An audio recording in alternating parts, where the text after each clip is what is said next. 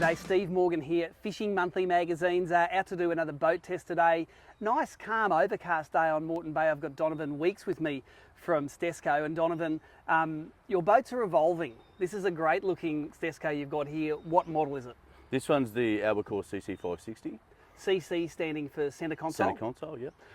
Tell us about the centre console itself. It's sort of borrowing a lot from those big T-top designs, but you haven't got a big heavy T-top like a lot of other boats. It's a bit of a hybrid, bimini and T-top. Soft top T-top, yeah. It's good, mate. It keeps the weight down, keeps the sun off. In Queensland here, the centre consoles are very popular, but where have you found that these model boats have been going in Australia? You've got dealers all over Australia. Where are they going? They have proven popular everywhere, Steve. Every capital's got them. Yep. North Queensland, right down to Tasmania, Western Australia, all over the place, mate. They're doing really well. Take us through the SRH improvements. I've learnt that SRH is the soft riding hull, and you've always had that in these hulls, but you've improved it with that full welded chine all the way around. Why have you done it? Mate, more protection when you're on the water, so it's more stable, turns the water down really well all the way to the bow.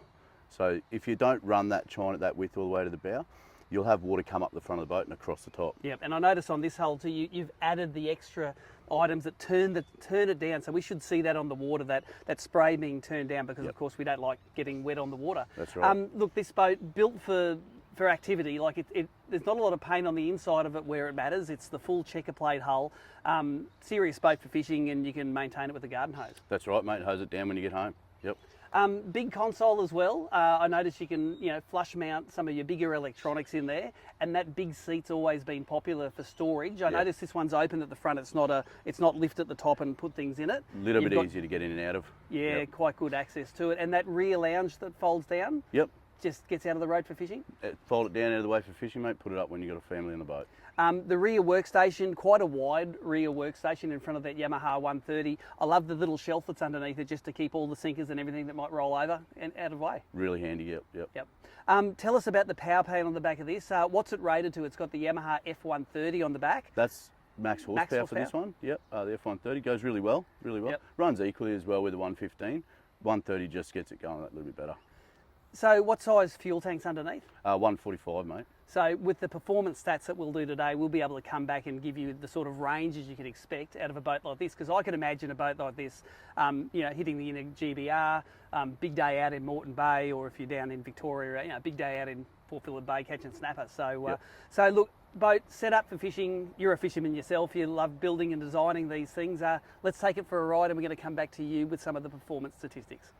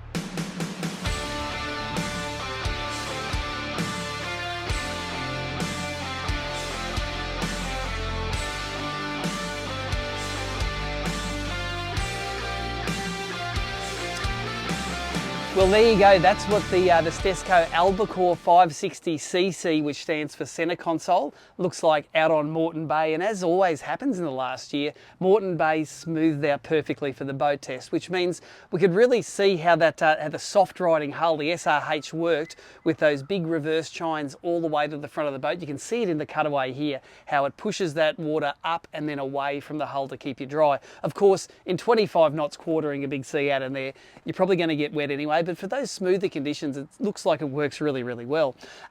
The main thing that strikes me about this boat is that nowadays, for around 80 grand, you don't get much boat for your money. Ever since COVID, supply chain issues, things have been getting more expensive. This boat from around $79,000, but as tested around $85,000, you get a lot of boat for your money in a 5.6 metre hull. And let me show you exactly what I'm talking about. You get, like most big boats, you get a live bait tank here in the back corner. You get a fold-down lounge that the people can travel on where you're travelling. It folds away for fishing. Comes standard with the transom door and the rugged steps that we have in the back here that fold straight down. They'll last a lifetime. It's got a full checker plate floor that drains down into the bilge that can get pumped out. The big seat with all of the storage underneath. Often in centre console boats, storage is a little bit difficult, so there's a lot of storage here under the seat. Let's talk a little bit about the performance with this 130 horsepower Yamaha on there. Personally, I would love if this boat was rated to 150, and F150 on the back would, I think, be a perfect balance for this. But the 130 as on at the moment, top speed 6,100 RPM, where it does 69 kilometres an hour, and you get 1.6 kilometres per litre economy. Now, at 110 litres fuel under the floor, that gives you just under 200 kilometres of range. But at the best cruising speed, 3,500 RPM, where you're travelling 32 kilometres an hour, that economy goes up to 2.44 kilometres per litre of fuel burn, and that gives you a range of around 250 kilometres for your tank of fuel. And with fuel nearly $2 a litre, that's really important.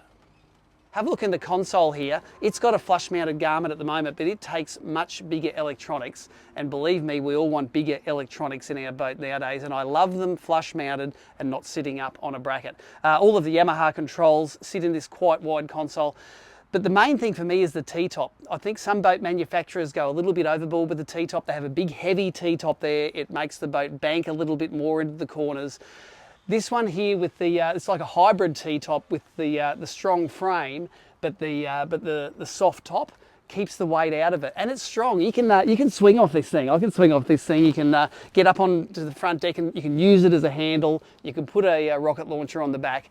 It's built to last. And when you have a look down on the floor here, it's actually got strengthened bits in the floor to screw it to. So it's not like adding an aftermarket T-top.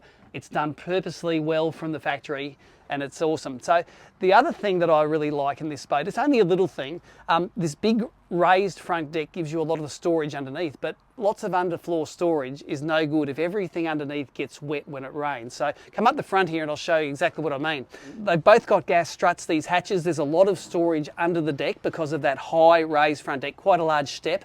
But see these lips around the outside here? They push all the water that drains on the front deck into the channel. It drains through there into the next one, which is down here, comes through here and then drains down onto the floor and away. So you find that any of that water, instead of ending up on your clothes or your fishing tackle, it ends up back on the deck and outside where it belongs. I think it's nigh time that aluminium boat builders gave us some waterproof hatches, so a big thumbs up from Stessco for that.